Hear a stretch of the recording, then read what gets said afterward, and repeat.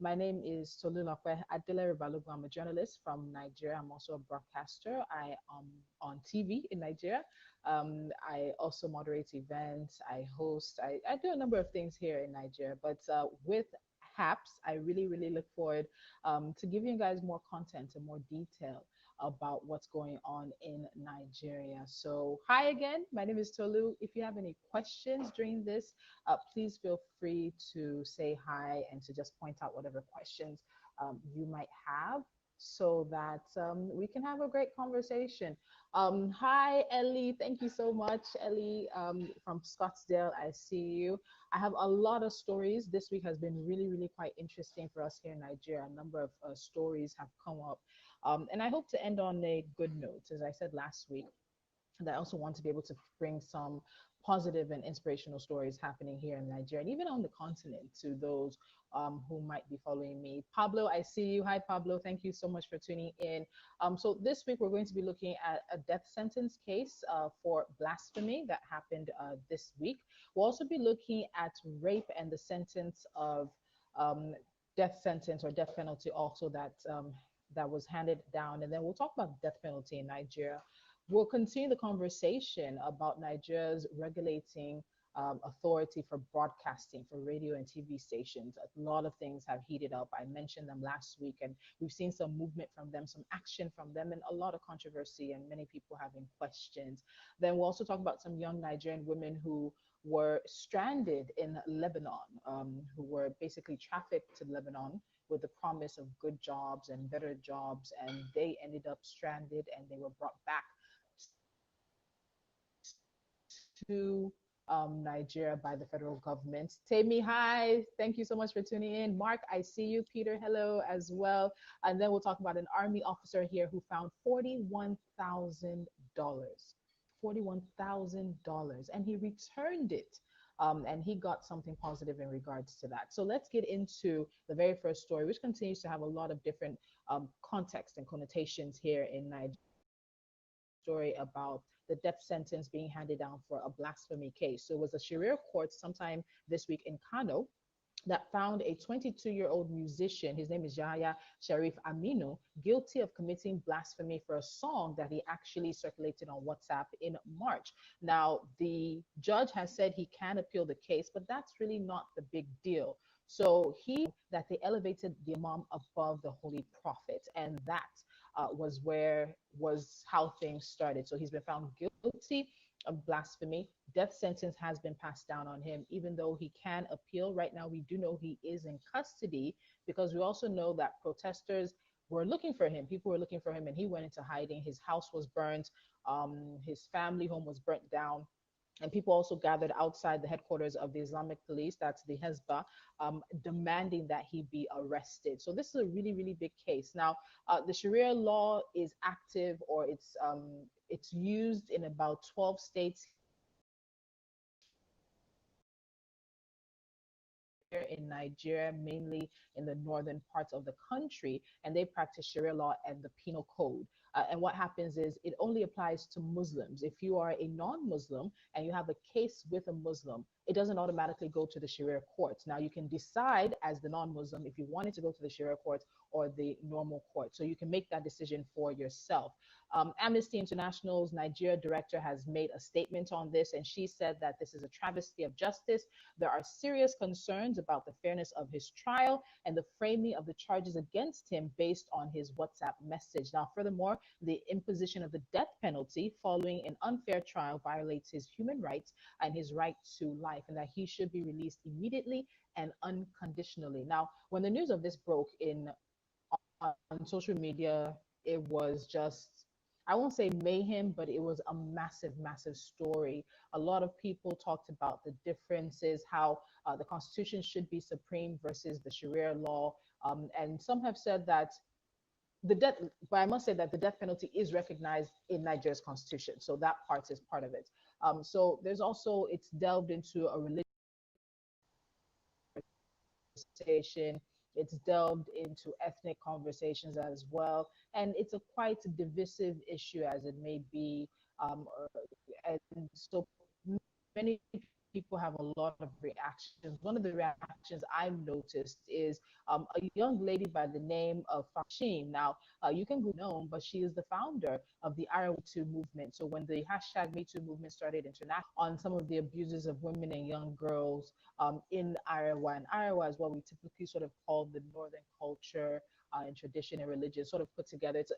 So also they call themselves that as well. So it's I guess I would say almost a loose slang. So if you tell a Nigerian Iowa, they understand what part of the country or what culture or tradition you are talking about. So she has been very vocal against the death sentence that was passed down for blasphemy. She has received death threats and rape threats. People have used her picture and put a noose beside it. And many of these accounts have been reported to Twitter, but some of them are still up.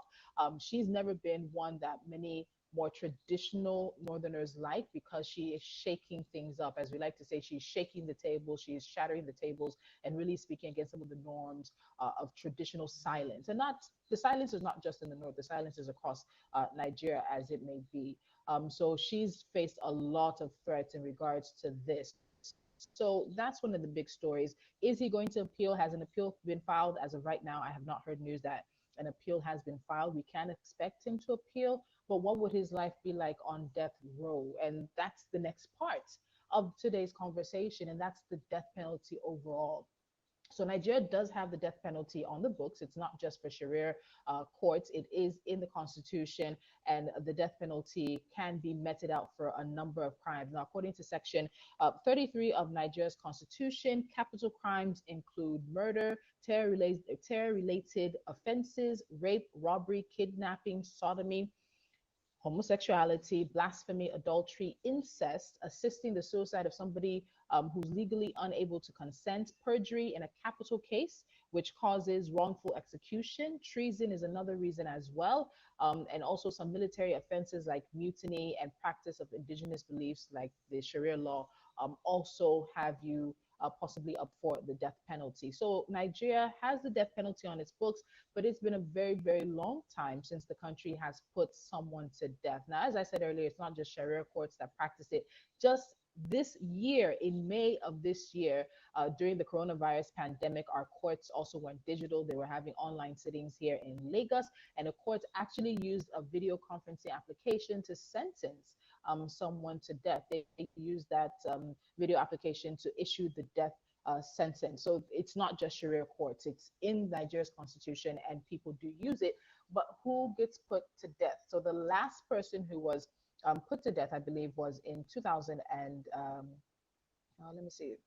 Should be about 2002, if I'm right or wrong. I could be wrong, but anyway, one of the big cases was in 2002, and that was a man who was accused of killing a mother and her two children.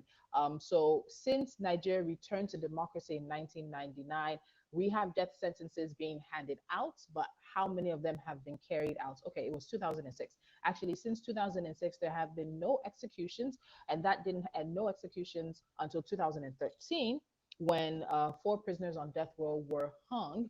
And there are actually thousands of Nigerians on death row, and many condemned prisoners are awaiting their sentences. Now, the next executions were carried out in 2016 when 3 men were hung for murder and armed robbery. So 2016 was actually the last that the country had. There have been people who have been pronounced guilty and the sentence has been a death sentence. So I want to get into that conversation. Nigeria is a country that in recent times has said no to taking death penalty off the table. I know Amnesty International has been very big in terms of getting an international moratorium on the death penalty, at least if countries are not taking it off the table. It's reported that we have some 3,000 quote unquote death row inmates. That's the terminology used in the US, and we just, condemn prisoners here.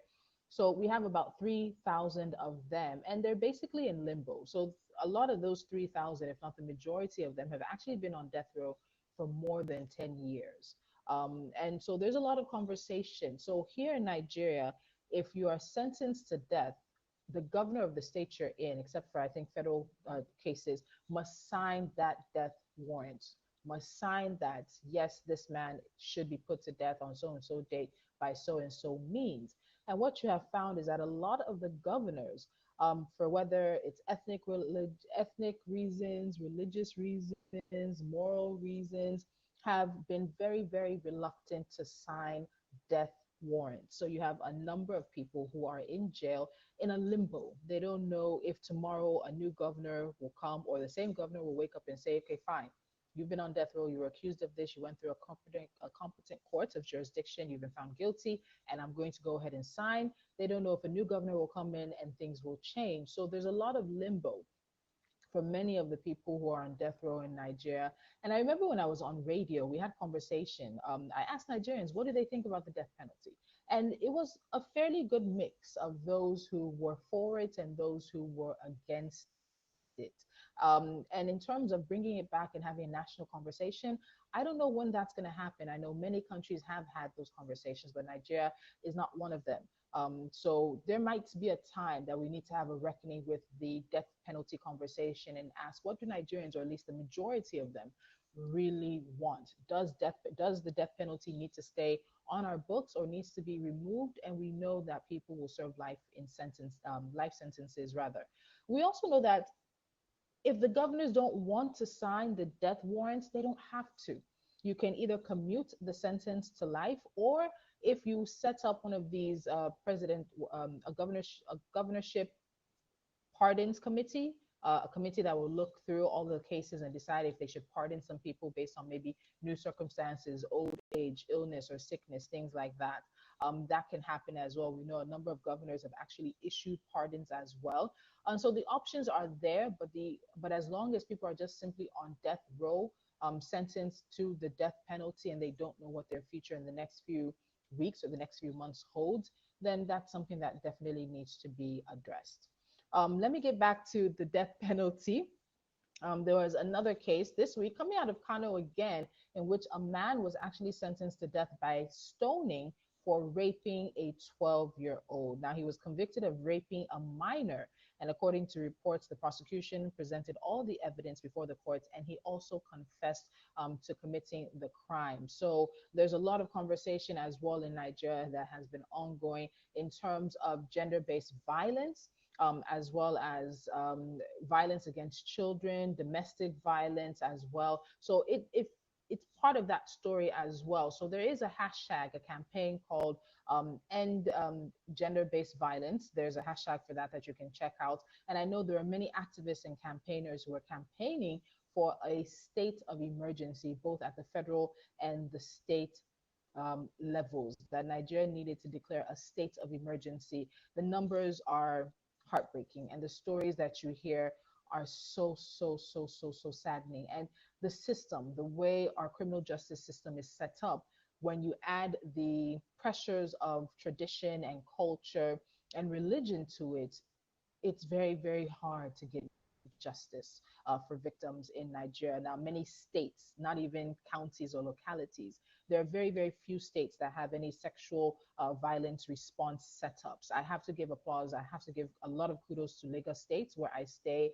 They have the domestic and sexual violence response team. And I've spoken to the woman who runs it many, many times since it was set up, and they do fantastic work. And we would look for more states in Nigeria to implement what they have. We also have sexual violence referral centers.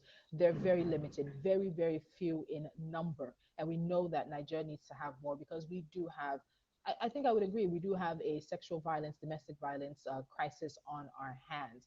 Few police have training in handling some of these cases. And unfortunately, when some of these cases go to the police, they call it a family matter, a domestic affair.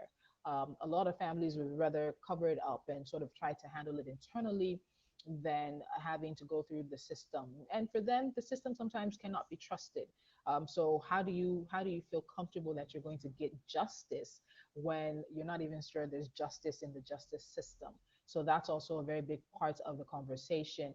Not every state in Nigeria has domesticated the Child's Rights Act that protects children from child labor, protects them from molestation, guarantees them a right to freedom, to life, to education. But not every state in the country has domesticated that. You would think, is this something that should be up for conversation? Is this something that should be up for debate? Not every state in Nigeria has also domesticated the Violence Against Persons Prohibition Act as well. So there's a lot of conversation right now about sexual and gender-based violence, how we treat children. Sadly, there was a story that came out of Nigeria this week about a young boy who was found and he had been chained and basically put in a cage for the past 2 years. And again, it just brought up a conversation around how do we as Nigerians treat children? What do we think their rights are? Many see children as an extension of themselves, not as individuals on their own. And it's just a really big part of the conversation. We're trying to have conversations about consent. We're hoping that a new generation of Nigerians um, learns more about consent than many people before them did. So there are conversations, and this is one of the things about social media. And I'm happy to see that many people have come out to say they've learned more about consent and they understand consent because of social media as well. So there is good happening. I know there are some people, we'll talk about them later on, who are not big fans of social media, but we do see that some good is happening there. So those really are some of the big stories. Those are two of the big stories. So let me get to another massive story, and this affects my industry. It affects broadcasters and journalists in Nigeria. And it's one of the stories I touched base on last week. And then we didn't know what the development will be, but now there is a massive development. So let me start with this. Last week, I told you that the regulatory authority that oversees broadcasting in Nigeria, something like the Federal Communications Commission, they're known as the NBC, the Nigerian Broadcasting Commission, had changed its fine for what hate speech. So if you have a radio station, a TV station, I think even a newspaper as well, to some extent, and you and something that they term as hate speech goes out on your airwaves.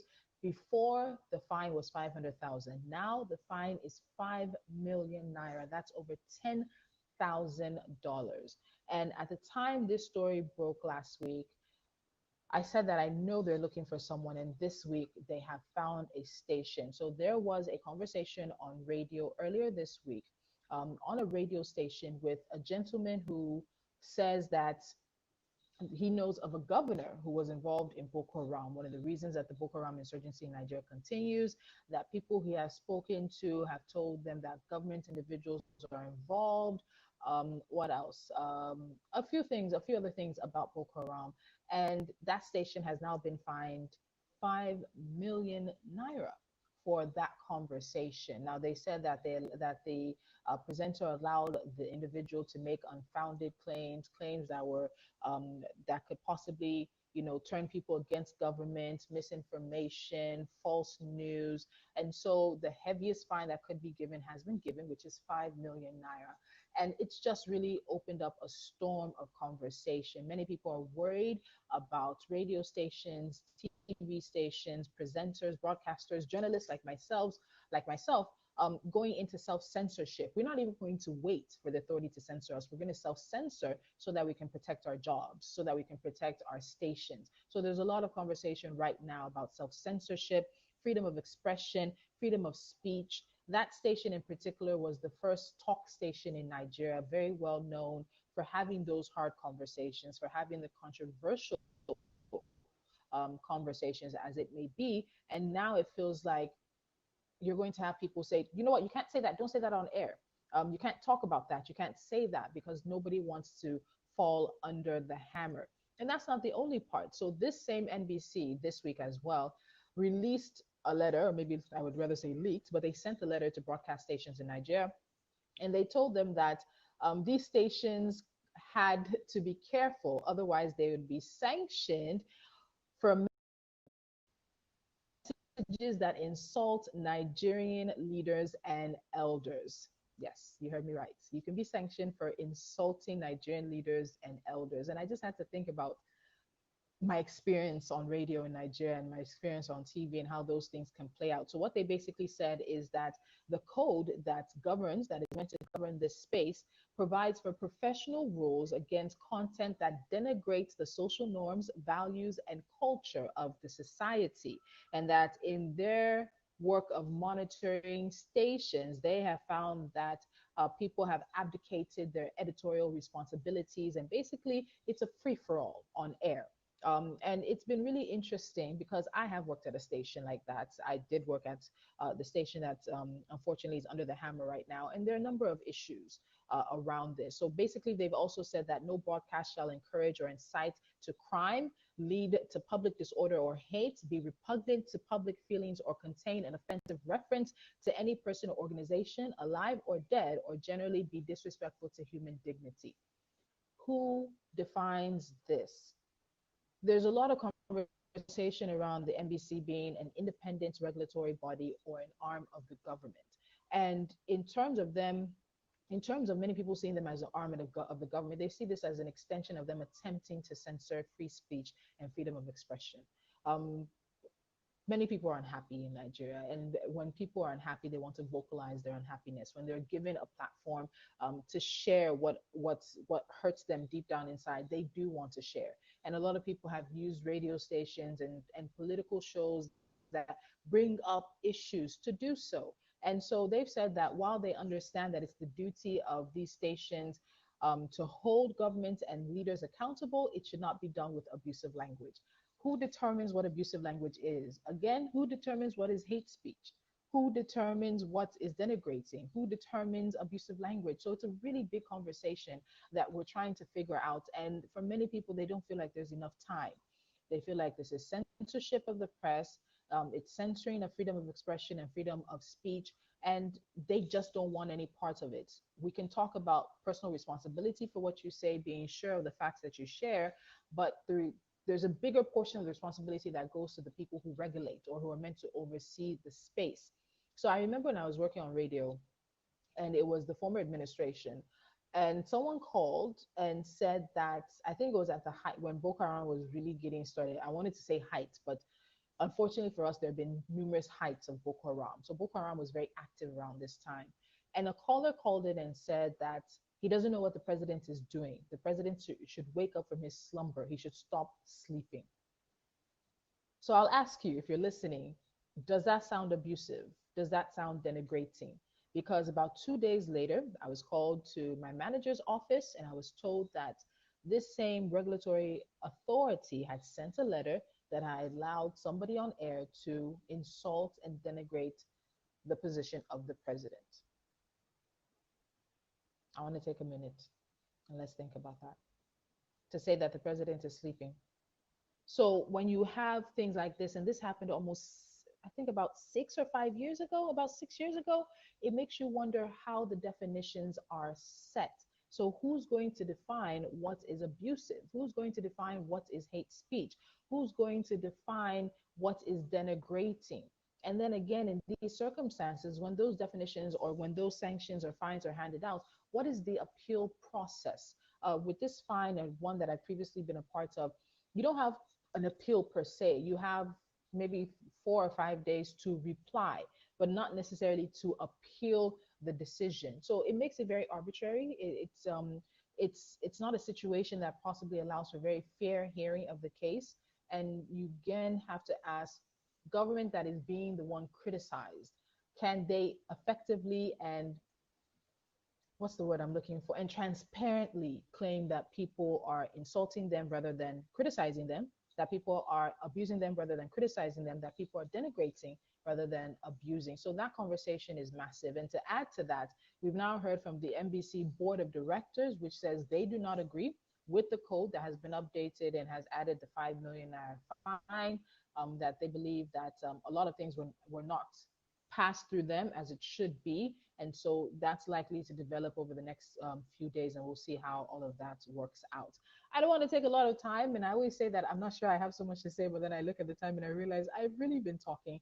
I hope you are, of course, quite interested in some of these stories. If you have particular stories coming out of Nigeria you want me to highlight for you, if there's an industry or a sector you're interested in, please do let me know. I'll definitely make sure I look out for stories in that regard. So we've talked about the death penalty for a blasphemy case, or rather a death sentence for blasphemy. We've gone a bit into the death penalty as well, and how it stands. I always say it's an unofficial moratorium. I don't think people sat down, or governors or politicians in the country sat down and said, we're not going to sign death warrants, but it just has been a trend. And it's more of an outlier to see someone put to death right now than to not see somebody on death row put to death. We've also talked about death penalty also being handed down for a man who raped a 12-year-old as well in Kano. Now we've talked about the embassy, the regulatory body for broadcasters, for broadcasting, I would say, in Nigeria. So that's a part of the conversations and some of the stories I have for you today. And again, who's going to pay the fine? 5 million naira. I can tell you that it's very likely that the station will take it out of broadcaster's salary, over $10,000. Wow. All right. So let's see what else I want to get us into. So we know about that, and it's also around this same ministry. There's a ministry that oversees this particular parastatal, this particular agency, and Nigerians have had a number of things come up. There is a social media bill as well. So of course we've had Nigerians use the hashtag Say No to Social Media Bill. You can check that out. And we had to, Nigerians really came together to really be very vocal. And that was a bill that was seeking to find a way to regulate speech, regulate certain actions and behavior on social media. And there was a lot of conversation about the fact that there are already many laws like defamation and libel and slander that can be used for some of these things rather than putting together a whole new piece of legislation specifically aimed for social media, which has been a very, very good outlet, a very, very good avenue for Nigerians to express their displeasure, their pleasure, as it may be, to just basically express themselves. And it's never been like this before. You've never had the radio stations. There are one or two here and there, but collectively having conversations about social issues and trending hashtags that are really getting attention both nationally and internationally. So Nigerians want to protect their social media at all costs. And many people have asked the question, who in Nigeria is afraid of social media?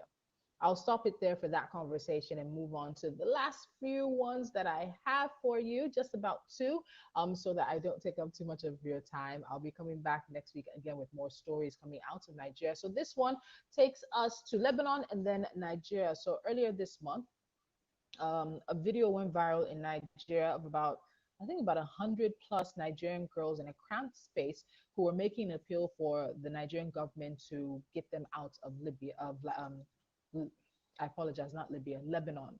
Lebanon it is. And we've seen situations where Nigerians have been stranded abroad. Yes, Libya comes to mind as well. But this particular one was Lebanon. And just this week, some of the girls were brought back to Nigeria. Now, we have an agency that deals with trafficking. It's called the National Agency for the Prohibition of Trafficking in Persons, NAPTIP. And they said there are about 5,000 Nigerians that are stranded in Lebanon. Why are they stranded? Some of them might be trying to pass on to Europe. Some of them, the final destination could be Lebanon. But at the end of the day, a lot of them have been trying to leave Nigeria to seek greener pastures. And many of them have tried to do this illegally. So at one point in time, we heard many bad stories coming out of those who traversed the Libya routes, being left for dead by traffickers and people dying on the high seas trying to just make it to what they believe is greener pastures. So that video went viral, and we had the director general of this agency, NAPTIP, saying about 5,000 Nigerians are stranded in Lebanon. I know that the Lebanese government tried, I think, for about 2 weeks, and they airlifted a few Nigerians back to Nigeria, but that has stopped. So these girls that returned came in, I think, courtesy of the Nigeria Diaspora Commission. And so we saw pictures and videos of them at the airport, the Murtala Mohammed International Airport, very happy to be home. And it's a spread. They came from many different places, but what we do know is that they were trafficked into Lebanon with the promise of good jobs, of a better life, even being able to help their families back home, work and send money home as well. So they are just a few of those who are stranded. So we will see what happens in the next few weeks into the next few months to see how many more will come home. Nigeria has done these airlifts before, even in terms of coronavirus, when things, I won't say stabilized, when it was okay.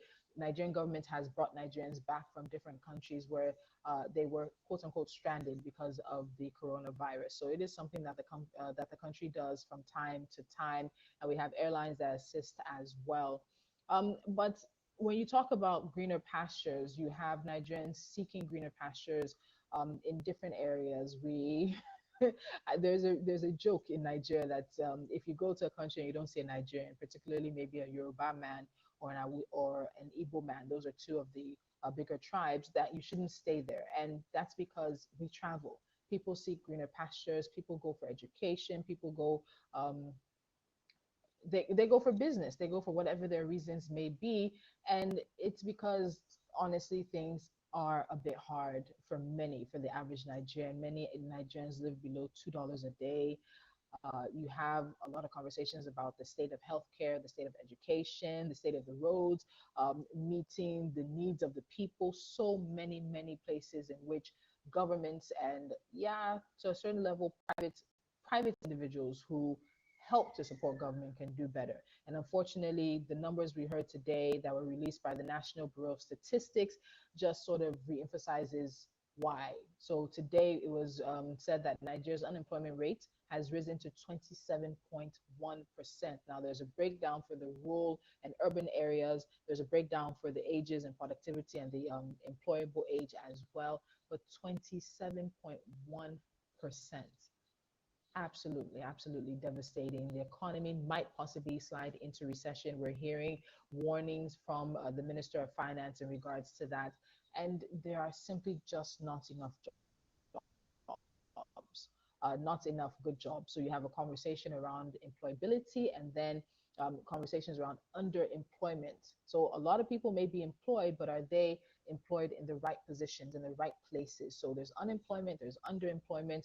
There's just so many conversations around why some Nigerians may choose to take the risk of leaving the country and trying to enter other countries illegally.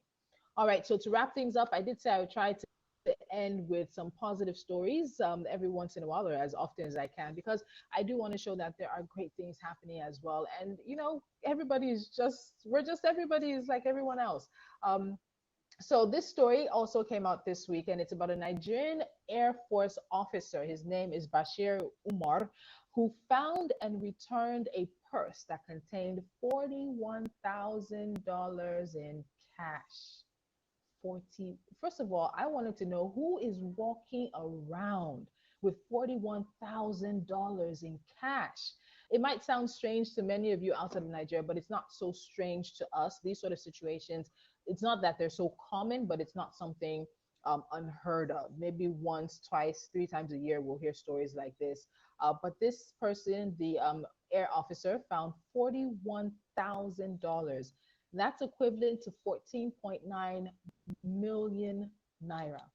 It's also equivalent to 10 years of his salary.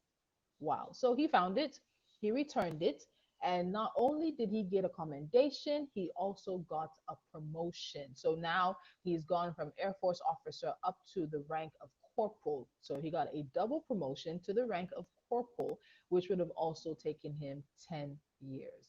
It's a good story. We've had a few, we've seen cleaners in the airports, we've seen taxi men find money that's left behind by international travelers, or even just passenger, or somebody who just forgot their purse and they've returned it. And for us, for many Nigerians, it just continues to show that there are great people in this country. There are people who are ready and willing to do the right thing, and they will do the right thing. So very big ups there to now Corporal Bashir Umar for that. And of course, he's now a corporal, something that would have taken him 10 years. So there's also conversation about should he just have gotten a commendation or a promotion? But he did something well, and there is something positive for him. All right. So, as I said, if you have any types of stories that you want me to share about Nigeria, if you have an industry you're interested in hearing more about, please do not hesitate. Let me know about that. And I'll look for those stories. I'll give you more insights. If you want more information about some of the stories I shared today, also let me know. I can post more content or more articles specifically on some of these stories on my feed. I look forward to doing this more, and I'm looking forward to having some guests join me so you will not be bored by the sound of my voice. But thank you so much for tuning in and for joining me. I look forward to doing this again next week. Thank you so much. I saw Peter, I saw Pablo, I saw Tammy. I saw Ellie as well. So thank you so much to everyone who tuned in. We will be back. I will be back to do this again next week. So more big stories coming out of Nigeria, and I hope to make sure that you are definitely in touch with what's happening here. Do have a great day. It's an evening for me.